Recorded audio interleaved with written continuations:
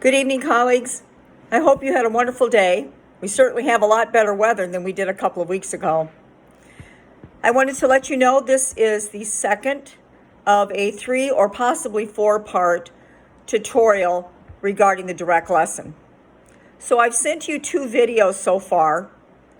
One was tutorial number 1 that dealt with the format section. And then I sent you a short, 3-minute clarification video that would be assistive in the format section. For those of you who were not able to join us last night, I was talking a little bit about the immense, may I say, journey that you're on with this direct lesson. It is very intense, but once you get it done, you're going to be so excited, so happy, because it is a real accomplishment. Once you go through this lesson planning, it will certainly be able to allow you to catapult into looking at curriculum, scripted curriculum, perhaps textbook curriculum, package curriculum, and be able to break it down.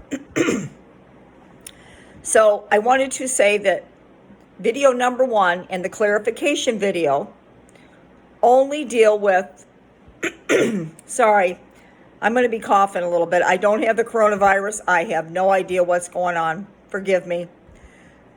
Those 2 videos dealt only with the format section. So some of you were not able to come on Zoom last night. I did do a little bit more of an overview, but this is going to be an intense module. Therefore, you have almost 2 weeks to complete it, longer if you need to.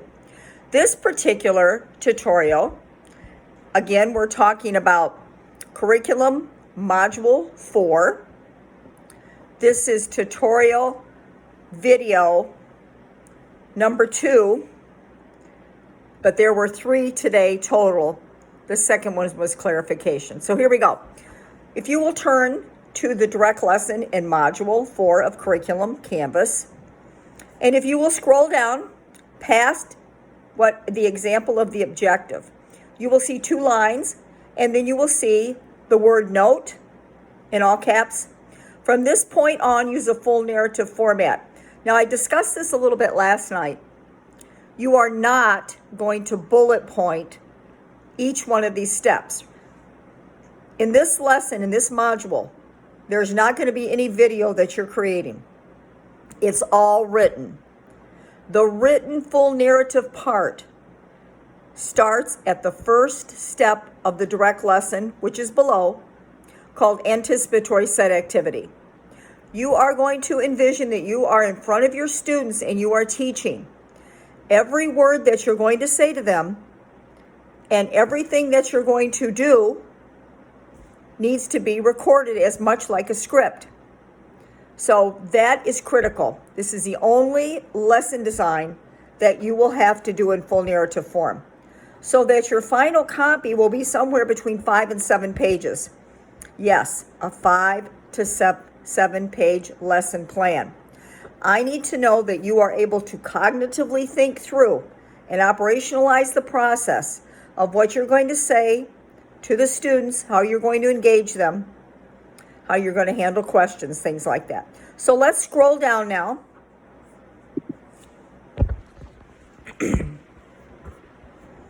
Where it says direct lesson number 1. And on the far left, in yellow highlight, step 1, anticipatory set activity. Okay. If you think about the word anticipate, it means that what are you looking forward to? So if you see someone that's walking down the street and they're at McDonald's and they're handing out coupons and they're dressed like a Tyrannosaurus Rex, you begin to anticipate something. Not sure what it would be, but there's anticipation there. So the purpose of this anticipatory set activity is to get the students excited to make the decision to learn, that they anticipate something. So you will be talking about the costume you will wear, but the word anticipatory means that they are thinking, they're excited, something's going down. Set, you're getting the students set, ready to learn. So they're anticipating, they're getting set, ready to learn, and then there's an activity. Anticipatory set activity. It is a hook. If any of you have gone to a concert, and I know you have, there may be a warm-up singer, right? So that would kind of be somewhat of an anticipatory set activity. Some people call it an icebreaker. So I want you to just take a minute, and I'm just going to peruse this a little bit. You're going to create and explain in detail, full narrative. Everything you're going to say, you're going to type it. So if I say, "Good morning, dinosaurs," or "Good morning, prehistoric creatures," I'm going to start writing "Good morning, prehistoric creatures." Wow, can you believe how long ago dinosaurs lived? You're typing it out. Can you believe how long dinosaurs can live? I'd like you to take just a minute, and I would like for you to look at this little video clip, this YouTube clip. And while this clip is going on, I would like for you to, it's narrated. That's what you're doing. The whole lesson, narration. That's why it's going to be 5 to 7 pages. What you're not going to do is bullet point. Here's what you're not going to do. Anticipatory set activity. Here you go. Teacher will come in dressed as Tyrannosaurus Rex. Next bullet point. Tyrannosaurus Rex is standing by McDonald's. Next bullet point. Teacher asks students to watch a YouTube video. So, can you see the difference? Hear the difference in this? So, from this point on, you're going to get your little computer out and you're going to start typing as if you're in front of those little sweet things. And there you go. Everything you say, you type. If there's something you think that I need to know, you put it in parentheses. "Good morning, prehistoric creatures," in parentheses. Teacher is holding up 3 different kinds of dinosaurs in her arms, stuffed dinosaurs in her arms. Today we are going to be, so what I'm trying to say is your narration, and then if there's anything that you want to tell me, so to offer clarity, you put it in parentheses. Once you get going on this, bada boom, bada bing. So let's talk about anticipatory set activity. This activity is a quick activity. Bada boom, bada bing. The purpose is to focus them and get them excited. Okay? No content from the objective yet, right?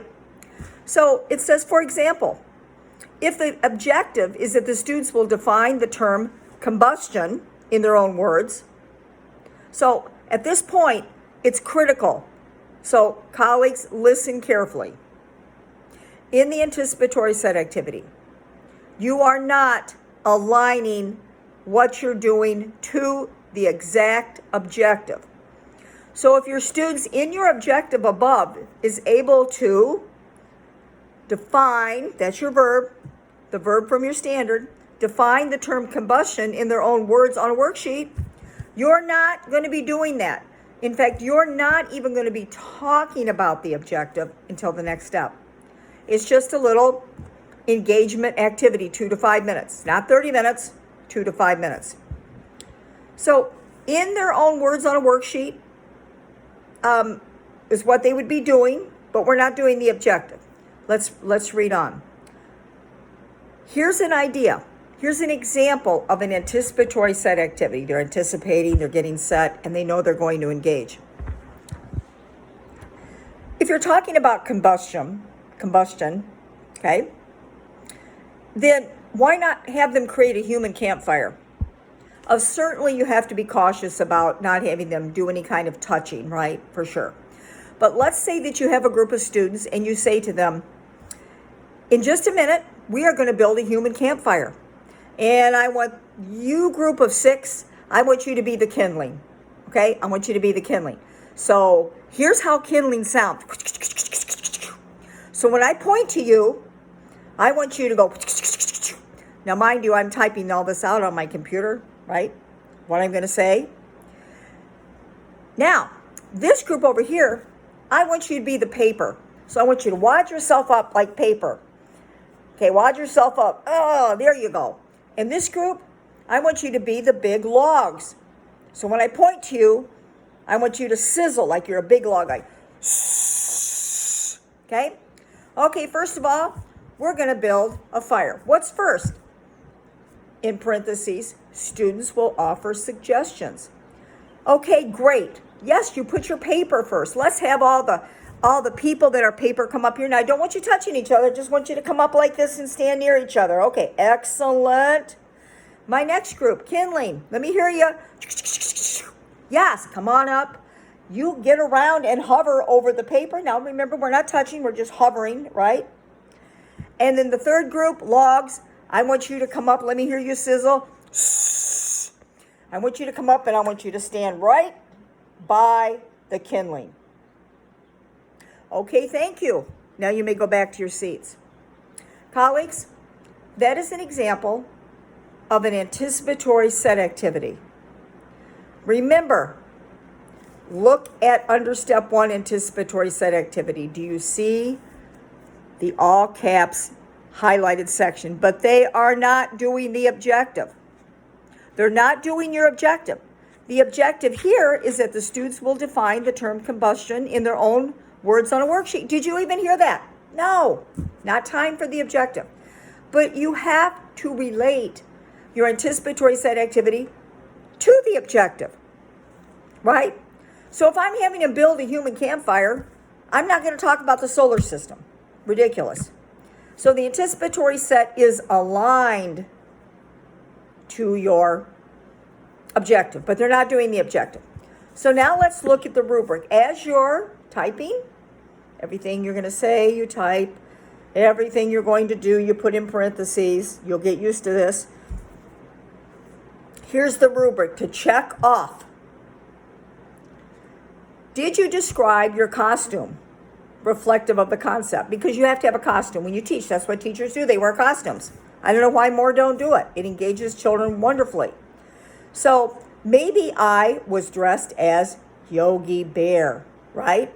Maybe I was dressed as a park ranger, right? Maybe I was dressed as a tourist. So I'm going to describe my costume, and I'm probably going to say something like this at the beginning. Good afternoon, park rangers. Wow. See how I'm dressed? I'm going to put on my park ranger hat.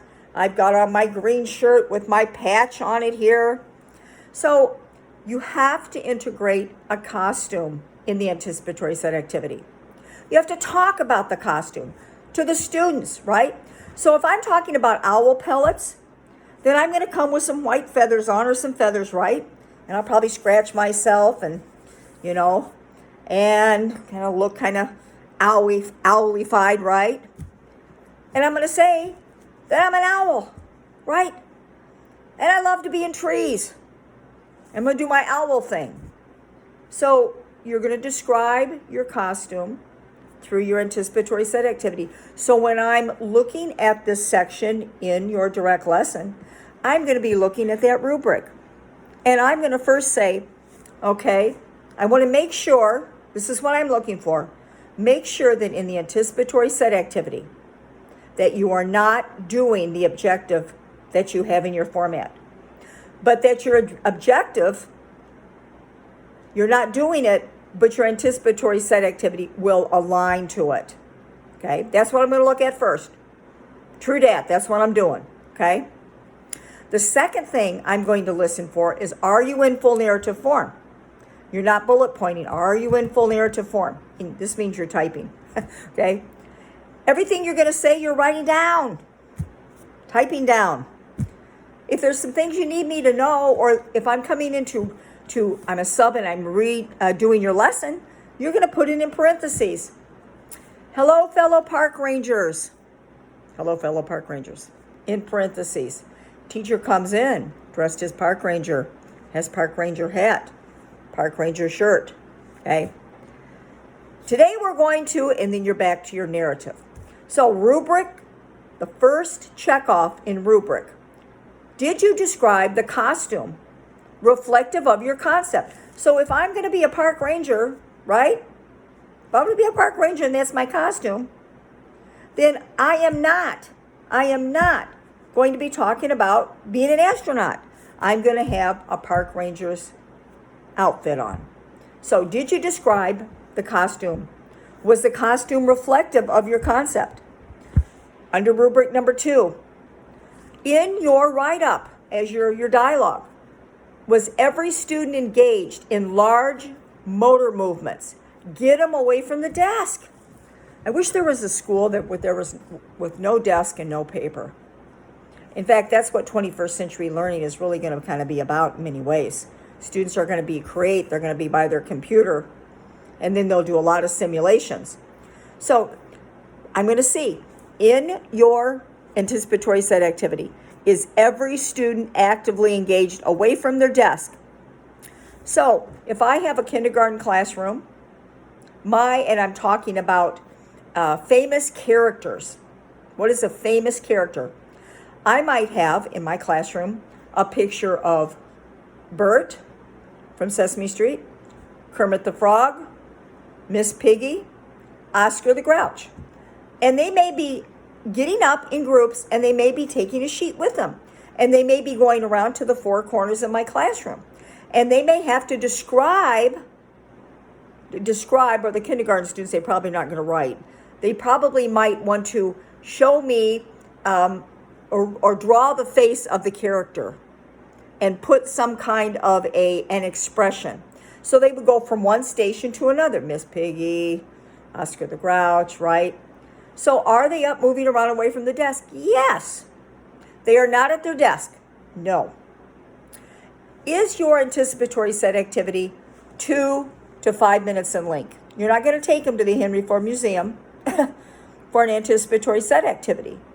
But you might do that for a cooperative group learning lesson or a project-based. Is your anticipatory set related to your objective? Is it related? If you're talking about the planets, right, if that's your content, and you come dressed as, let's say, an iceberg, that's a problem. So, is it related to your objective? Then I'm going to ask you to create a name for your students that you're going to call them throughout the entire lesson. Boys and girls, no. Class, no. Ain't nobody got time for that. You're going to design a name for them that is an esteeming name, okay? So if I am talking about the planets in the solar system, I'm going to name them mighty astronauts, okay? Right?